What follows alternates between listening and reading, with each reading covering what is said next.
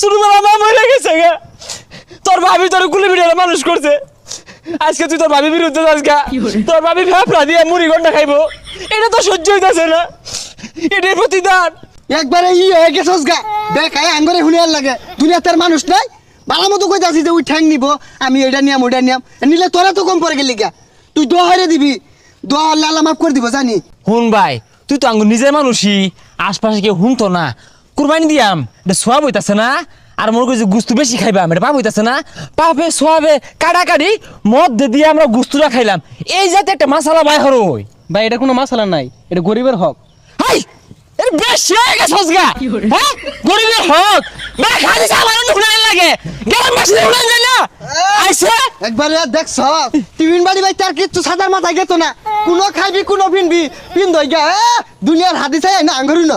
এই তুঙ্গর এই লোক দিয়ে আইনি কুরবানি হইতো না, আর তুঙ্গর কুরবানি গোস্ত আমি খাইতাম না। আল্লাহ এরকম মানুষগুলোর হেদায়েত দান করো।